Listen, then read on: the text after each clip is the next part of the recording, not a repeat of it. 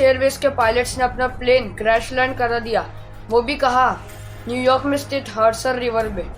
में हुई emergency landing के बावजूद भी एक भी पैसेंजर की जानने की कोशिश करते पायलट्स को पानी पर इमरजेंसी लैंडिंग करने की क्या जरूरत पड़ी। US Airways plane crash in the Hudson River.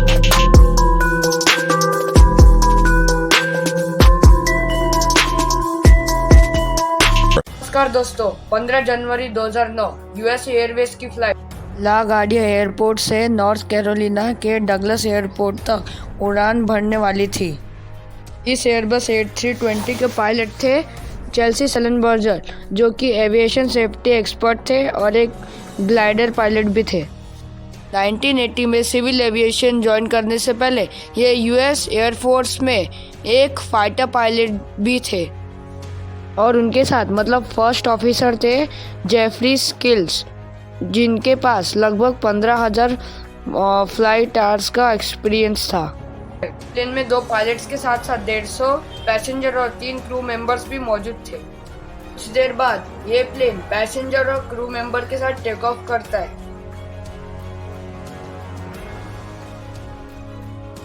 फिर इस प्लेन के साथ ऐसा कुछ होता है जिससे इस प्लेन के दोनों इंजन काम करना बंद करते हैं। 3:24 पर ये प्लेन टेक ऑफ करता है लागार्डिया एयरपोर्ट से। शुरुआती समय में सब ठीक चल रहा था क्योंकि इस प्लेन के सभी सिस्टम, सभी फीचर सही तरह से काम कर रहे थे। विजिबिलिटी भी काफी अच्छी थी। पायलट्स को लगभग 16 किलोमीटर दूर तक सभी अच्छे से दिख रहा था। विजिबिलिटी अच्छे होने के कारण ही पायलट्स को हडसन नदी का बहुत ही सुंदर नजारा दिख रहा था। ये पता नहीं था कि जो हडसन नदी उन्हें इतना मनमोहक दृश्य प्रदान कर रही है, वही हडसन नदी बाद में उनके लिए जीवन की आशा बनेगी। कैप्टन चेल्सी सलेनबर्गर ने ये एयरबस 8320 प्लेन पहली बार ही उड़ाया था। इसका मतलब ये नहीं कि वो प्लेन बाकी प्लेन से अलग था, बाकी प्लेन के जैसा ही वो प्लेन भी था। शुरुआती 1.5 मिनट तो पायलट को एल्टीट्यूड गेन करने के लिए और बाकी इक्विपमेंट चालू करने के लिए लग जाते हैं। फिर 1.5 मिनट बाद ऐसा कुछ होता है जिसकी किसने कल्पना भी नहीं की थी। 3:27 को जब वो प्लेन 316 फीट पर सेकंड की स्पीड से उड़ रहा था, एक कैनेडियन गीज पक्षियों का झुंड प्लेन के बीच में आता है और कुछ पक्षी उस इंजन में चले जाते हैं और दोनों इंजन काम करना बंद करते हैं। 2800 फीट पर उड़ने की वजह से पक्षी और प्लेन के बीच में ज़बरदस्त टक्कर होती है। पायलट चाहकर भी इस टक्कर को रोक नहीं पाते। कैप्टन कंट्रोल रूम से इस हादसे के बारे में बातचीत करते हैं और बाद में कंट्रोल रूम इन्हें सजेशन देता है कि उन्हें वापस आना चाहिए वापस एयरपोर्ट पर, और उनके लिए वो रनवे खाली कर रहे हैं। कैप्टन कहते हैं कि हम वापस नहीं आ सकते, हमें हडसन नदी पर ही लैंड करना होगा, जो कि बहुत बड़ी नदी है। आज से पहले किसी ने भी इस विशाल नदी में लैंडिंग नहीं की थी। कंट्रोल रूम उन्हें वापस आने का ऑर्डर देना चाहते हैं, पर बीच से ही उनका संपर्क टूट जाता है। कैप्टन अपने को पायलट के साथ इस बड़े ही और विशाल प्लेन को लैंड करवा देता है हडसन नदी पर। सभी यात्रियों को समझ में नहीं आ रहा था कि ये सब क्या हो रहा है। सभी यात्री डरे हुए थे।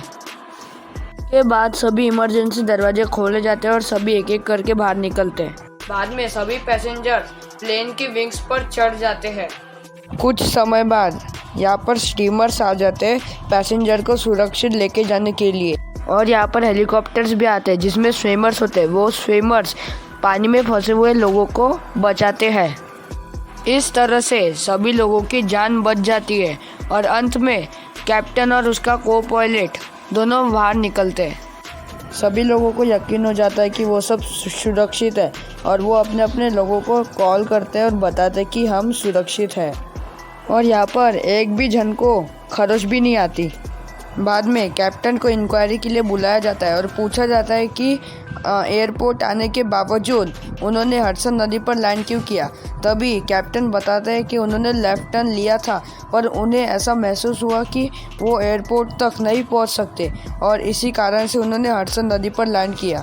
कुछ ही देर बाद कमेटी बोलती है कि वो एक कंप्यूटराइज्ड टेस्ट करेंगे जिसमें ये होगा कि उन्होंने जितने भी सिचुएशन या जितने भी प्रॉब्लम फेस की है वो सब उस कंप्यूटर में फिट करेंगे और देखेंगे कि जो कैप्टन है और को पायलट है उन्होंने सही डिसीजन लिया था कि नहीं।